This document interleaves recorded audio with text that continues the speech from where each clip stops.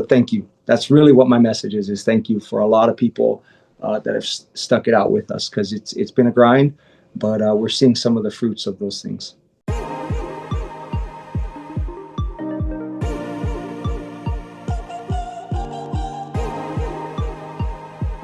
Welcome in, beautiful people. Ku'ulei Agbayani for the Hawaii Sports Radio Network. Well, it may be a bye week for your Rainbow Warrior football team, but that doesn't mean the excitement will die down. And that's partially because of this offense that we've been able to see this season, especially throughout these last few games. So here to talk about just that, we welcome in a UH passing game coordinator and wide receivers coach, Jared Ursua. Coach JU, hello, my friend, and thank you so much for taking the time to join us. Ku'ulei, is always my pleasure to hang around with Hawaii Sports Radio crew and talk football, especially this time of year right now. And we're playing for some big things at stake. Yeah, major things. And we've been keeping up with that tremendously. And before we get into some of the football talk, though, as I mentioned, we are in this bye week. So I just want to ask you if there has been anything cool or fun, just anything different that you've been able to do than normal or regular weeks for you guys. So this one was a little bit different. As we came off the bye week, we've tried to be a little bit more intentional in getting some work done. But yesterday was a holiday. And so we had a quick little study hall that we got to take care of with the wide receivers, because a couple of those guys are working through some academic things that we love to work with them on and off the field. And so I snuck away about 4:45, put my board in the back of the truck, and me and my son went out to Sandy's and caught a couple of waves, and didn't get to stay out there very long. But anytime I can get in the ocean on the bye week, that's the goal. So after the film got done and the study hall was all through with, there were a couple waves caught. I still got sand in my hair, but we were happy to just get in the ocean. Hey, their ocean therapy is always a good thing here in Hawaii. Speaking of the schedule, as you just mentioned, a little different because of the holiday, but also something different for next week's game week. The game is not only on the road, but is on a Friday. So are there any other significant changes in prepping for that you're able to share with us? Everything's just slid up a little bit. We try not to veer off the schedule, being that it's something that the guys are in great rhythm. We really, are trying to put an emphasis on academics this week and have the boys around. We have a lot more film to be able to watch because we're so deep into the season. And so the guys are just here watching a lot of film, trying to make sure we know our opponent. But everything's just kind of slid up one day, from an operational standpoint. And so not a lot of differences. It's business as usual for the most part, and trying to get ready for a really good UNL football team that we're going to have to win on the road, get that pineapple trophy back. Yeah, and we'll get to a little bit more of that coming up, but want to go back to this past game. I mean, it was just a beauty to watch, and shout out again to everyone that was out there braving the weather. 38-6, just pouring over San Diego State, the #1 team in the Mountain West Conference, and up until that point, top-ranked defense as well. But looking at some of the post-game notes here, 30-plus points for the 5th straight game, longest single-season streak since the 2007 squad scored 30-plus 9 straight times. Micah Alejado tossed 3 touchdown passes for the 5th straight game.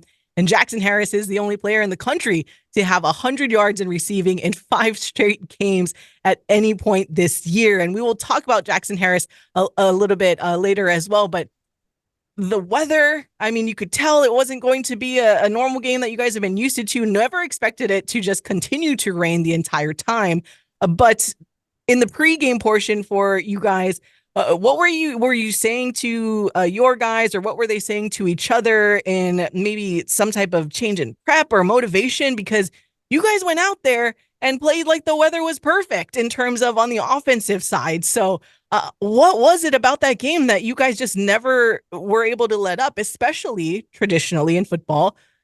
Teams that are more pass heavy, they will get dampened by consistent rain like that. It didn't seem to affect you guys at all. So what can you kind of say about that game and what made you guys so successful, even despite the weather? I think going back to your initial point, first and foremost, great job by the UH fan base and showing up, sticking around, and being there throughout that game, because it was a big deal. the thing that we continue to press to the guys, and this is something that's kind of been our message, is just lean on your training, trust the training. And when we get in spring ball and we're in February and March, fortunately, we generally in that 15 practice window, we're going to see, 7 or 8 practices where we're in the rain and we're working and we're getting very intentional work. And we throw the ball. We don't change the script. We don't make that adjustment. And the boys, they really just responded exactly the way we thought they would. They went out there. It didn't start perfect, right? For anyone that wasn't there, I mean, we throw a pick.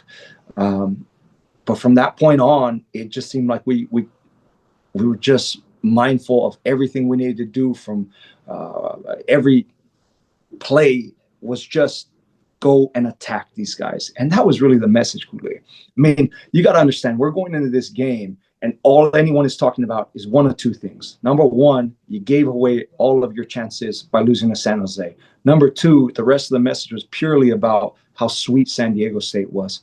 So that's all they heard all week. And so the guys came out and they wanted to work. They wanted to prove something. And the rain was just the perfect setting for that, because it was just that. It was a storm. And San Diego State was the one that got hit by the storm. And the boys came out and played great football for us. And like I said, the fans were awesome, made a great venue and a great memory that we can be able to hold on to forever. And we are joined by UH football passing game coordinator and receivers coach Jared Ursua. I want to talk about one of the guys in particular that had a big game. That one is receiver Jackson Harris. 7 catches for 130 yards and 3 touchdowns. 3 touchdowns for his 3rd straight game with multiple touchdowns. The last player to do that was someone that I think you're kind of familiar with, John Ursua back in 2018. So when you hear kind of that, how does that make you feel, knowing that Jackson Harris has done this and the last player to do that was your brother? So we get it's a fun little text thread between the two of them. I told Jackson this maybe a week or two ago. I was like, hey, look, the last time someone's done something like this, it was my younger brother. I want you to go get this, go after him. So he sent John a DM on Instagram and was like, hey, I'm going to break your record. And I'm going to continue this touchdown streak longer than you did. And John's a fan. I mean, John is all over this stuff. He's the first person when a game gets done to call and talk about some of the game and the calls I brought him out here a couple of times to work with the guys, and so they have a great relationship. And Jackson has handled some of these situations really, really well, made some really big plays that we've needed, and we're really, really glad that he's here at the University of Hawaii playing for us. And in the post game, following that San Diego State game, Jackson Harris did credit you in saying that you have helped him become a more complete receiver. So without giving away any trade secrets, again, any young receivers out there, you want to know the secrets, you got to come to the University of Hawaii and play for Coach Jared Ursua. But what do you think you did that warranted such a statement from him? Or at the very least, what are maybe the areas you feel he's improved the most? First, Jackson is ultra talented. And so that compliment, it means a lot to me because the time we get to spend and him feeling that way. But it really is just kind of getting to the finer things. He's a guy that's always in this office. He's always in here and he wants to talk about football. He wants to talk about defense. He wants to talk about techniques. He wants to talk about NFL guys. He wants to watch their film. And he's just invested a lot of time in doing that. It's not just him. There are some other guys that are trending in a positive way. But Jackson, obviously having the success he's had, the thing I have to point out most about what he's done is his intentionality into attacking the work every single day. And early on in the season, he was hurt. And that was kind of hard because he wanted to play a certain way and he wasn't able to, dealing with some injuries. And as he's gotten more and more healthy, I think everybody's becoming much more familiar with him. But he's someone that has tons of ability, and he's a great fit for this offense. He's a great fit for the guys we already had, and he's made a ton of big plays in this offense. So we're excited. Yeah, and everyone has taken notice, and he just continues to soar, so much to the fact that a former UH player and walk-on Rich Miano, also on the broadcast for Spectrum Sports, has made the comparison of Jackson Harris to a receiver that a lot of Hawaii fans know very well in Jason Rivers. Also, Jackson in that post game sharing the story that even an Uber driver who kind of noticed him and knew he looked familiar had given them the same compliment of, hey, you remind me a lot of Jason Rivers. Again, what does that, how does that make you feel hearing this type of comparison to another great receiver for this program? Well, I think it just goes to what this position means to the University of Hawaii. These guys, they get to be around. They get to. Jason Rivers was here about a year and a half ago. He came the spring before last. Ashley Lely has come in. Chad Owens has come in. Greg Salas is a couple doors down the hallway. John has come in. And there's all these different names, and Devon Best has reached out. There've been all these different guys that have done so well here. One thing that I love is we run a system that we show them the film. They've seen these guys. They know who they are. They understand how big of a compliment is. He understands the game that Jason Rivers had at Arizona State in the bowl game. And so those types of situations, our guys are proud to wear that Hawaii across their chest, but they're also proud to represent this offense and what this offense from a receiver standpoint really means. And they're proud because they're producing the way that those guys have produced. And that's what we hope. We're just trying to get these guys to continue to perform at a high level because I think it's super entertaining and fun to watch. And we're joined by UH football passing game coordinator and wide receivers coach Jared Ursua. Right before we get into some of the other receivers and some other things, I want to go back a little bit because I'm sure a lot of other listeners are quite curious because we had talked about it in the fall, at least on Hawaii Sports Radio, and that we heard great things about Jackson Harris and had kind of anticipated him to be a quality piece in this offense. But I don't think we really talked too much about the entire actually getting him here. Again, we mentioned earlier that he is looking like he is going to be one of the biggest steals of the transfer portal. So what can you share about how that whole recruiting process went? What caught your eye about him? What made you guys want to go after him in the first place? And just share a little bit about how that recruiting process went, just to land a guy like that to come to the University of Hawaii. Well, Jackson was very receptive early on. We connected early. I was very transparent about what we were looking for. I had spoke to his receiver coach. I have a tremendous amount of respect for Coach Troy Taylor, who was there before, and what they did. We played them. At that point, he was a red shirt, so he didn't travel to that game. But later on in that season, he is playing for them and making catches. He had 3 catches in the 2 seasons prior to. And he had just had these flashes of really good football, really, really good football. He starts last season, and he is the starting receiver for Stanford with Alec, who's I think it was a 2nd or 3rd round draft pick, who's playing for the Tennessee Titans. And Alec obviously commanded the targets, right? But Jackson catches the first touchdown against TCU. And so there's just all these signs that he had all this ability. Was it a good fit? Personally, one thing that I'm always looking for, Kule, is I always look for receiver graveyards. I look for these schools that have talent but don't utilize it in the pass game to how we evaluate. We really look at guys in a way where we want to be able to see them run. We want to see them how they handle space and how they separate. Sometimes they may not be the best at maybe a handful of other things that some offenses require. And so every box he checked. And when we got on the phone, it was so natural. We just got on the phone and we were able to connect. 4 or 5 days later, he's on a trip here.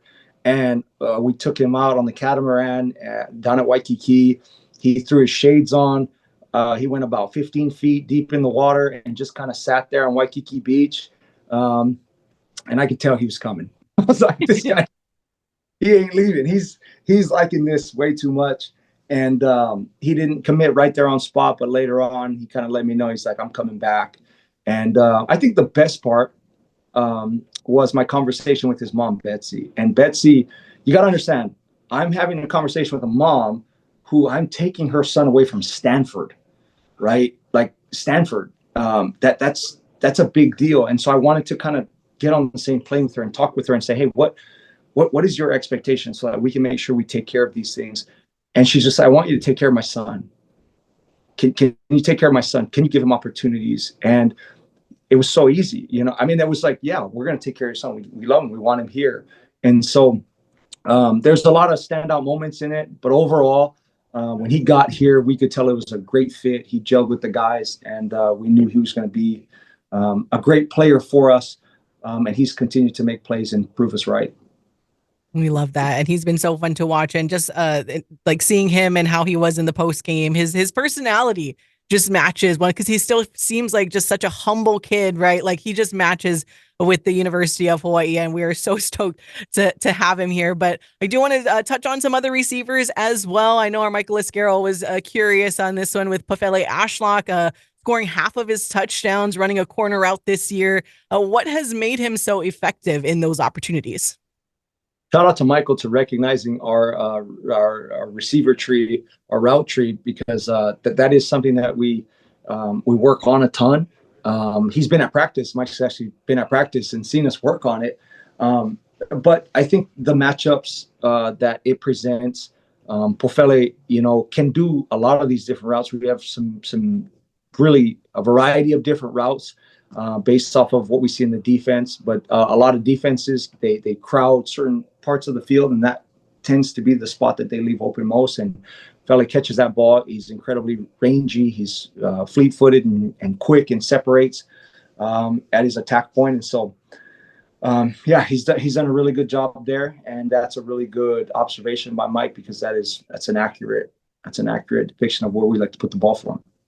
And we are joined by Jared Ursua, UH football passing game coordinator and wide receivers coach. Some of your other receivers as well. I want to let you talk about a couple of the seniors. What are just some things that you can and want to say about Nick Senecal and Carson Pupunu? Man, I love Carson. I actually recruited Carson to Weber State when I was at Weber State, and then COVID hit, and so he needed to come home. And then he just enrolled here and walked on to the University of Hawaii. And lo and behold, later so I've had a long journey with Carson and absolutely love his family. I was able to be in Maui with them this past January and give him a scholarship. He's an excellent young man. He's probably the most valuable guy in our room. And obviously the touchdowns are Pofele and Jackson, but Carson does the dirty jobs and handles some of the things. If he was on a basketball team, he's the guy who would lead the team in screens and handle the dirty work, the rebounds, while other guys get to score. And so I just love and respect that kid for what he does as a receiver and as well on special teams. Nick Senecal was one of our first recruits. He's there in the beginning with Pofele. And it's crazy that much time has passed by. He's dealt with a little bit of injuries, but he's still the moral support of the room. He's my communicator. He handles so much. He brings a tremendous light to the group. A lot of times, if you really ask Pofele, Nick helps him in their communication and getting things kind of dialed in. And that's the piece about this group that's been so fun, is they're so intertwined and interconnected. And the success, yes, has kind of come over the last 5-6 games, but we saw it throughout January that this was just something different. And it was because of the players and how they were connecting, not just as an offense with the skills with the quarterback, but as well with the offensive line and the backs. And so it's been really fun to go through this journey with both those guys. We love them. They are warriors forever, and they are guys that we love and appreciate because they were able to see things through, when we were winning 3 games. And so we love those guys, and we want to make as many games possible with them and continuing this journey, because this is a special group. Someone that does need to get it to your guys in the first place is, of course, the quarterback, and Micah Alihado. It seems like just the chemistry and connection between QB1 and all the receivers, because he'll pass around the rock when he needs to, right? You just never know which receiver is going to be that top receiver for him every single game. So what can you say about Micah and just being his such a young age, and of course being not as highly of a recruit he should have been based on just his pure talent because, say, of his size? But what can you say about Micah that has just made him so successful, and how much he's helped to make your guys in the wide receiver room so successful this season? Coach Chang touches on it every time people ask him this question, and he's 100% correct. And he's just such a competitive kid. He's so competitive. And that competition is not just with the opponent across from him, it's with himself. He wants to get things right. He has the aesthetics of it, how it looks on film, how it looks from his vantage point behind the old line. He wants it to look correct. And then he approaches it in a way where he has great relationships with the guys around him. He's not afraid to be vocal. He's not afraid to take leadership and be a voice, because he has relationships with them. They know the guys, whether it's the receivers, O-line, backs, tight ends, that he cares. Yeah, I mean, it was evident in the Stanford game, right? I mean, this kid, he's banged up, he's hurt, he's going to fight for you. And so I think I can't say enough good about what he's done, not just on a field and how he executes the plays, but in the classroom, on the practice field, and everywhere in between, making sure that he's continually making contacts to help build the necessary unity that's necessary to have this much success on offense. Because it's not easy. It takes a lot of work, and it takes a leader, and that's what he's done. The kid's a baller. I mean, Yeah, he's just been amazing to watch, and I can echo your sentiment about him competing with this himself, because as you mentioned, like in the San Diego State game, didn't start off too pretty, got a like sack for a 10-yard loss, and then the interception, and in some other games haven't started pretty, but it seems like he just washes it out because he's like, all right, I'm never doing that again. And it just, you feel like the game never started that way because of the way that it ends up going and the way that it ends, and also contributing a lot to the offense. I definitely want to make sure we touch on this group, because as much as the offense has been fun to watch, and of course the defense as well, but one position group, I'll group them together, but one position group that I have just really fallen in love with this season are with the guys in the trenches. Like, I find myself actually paying way more attention than I ever have to those guys on both the offensive and defensive line. And it feels like they've just improved tremendously. I feel like before the season started, a lot of talk had been, because there was a lot both offensively, more defensively, of guys that left and went to the transfer portal, all of that stuff. Offense, we want to stay healthy, but they have just improved so much and have been so phenomenal this season. So being that, Coach, you're on the offensive side, let's just share a little bit about the offensive line and what you have seen from them this season, how like they've been able to improve like this, and how much they contribute to ensuring the success of the offense and the passing game, especially. It's everything. I mean, what they do, it's everything. It all starts there. And they've taken that challenge, and you got to respect that. You have to respect that they, some of them are a little bit younger. James Milovale's played a little bit more. Zen Sotela's played a little bit more. Eat's gotten some reps. Dean Brisky's a little newer. Judah and Kuau, they've played a good amount. But as a unit, they had to really, in the phrase is 5 become 1 that we use with them, and that's been a constant goal. We've watched them grow together, and just understanding, here's our objective. We got to accomplish this, but I can't just accomplish it just as the left tackle or just as the right guard. We all have to be in it together, and watching them do that is probably the most fascinating thing to watch. To your point, why you're drawn to them is because watching them and seeing them pick things up, you give up the early sack, and that adjustment gets made. You don't see that pressure for, now 4 or 5 drives, because they make that adjustment. They take that challenge on, they see it on the iPad, they get the coaching point, and they handle it. And then we connect down the field on the next second, third, fourth, and fifth drive. And so I love those guys. Just watching them work. And again, those guys have been with us. Some of those guys have been with us for quite some time and helped us really build it. And it's tough. They've got all these blitzes and twists and all these things coming at them, and people draw up these, all these fancy ways that they're going to get to Micah. And that's the defense's objective. Cover the guys on the perimeter, go get after Micah.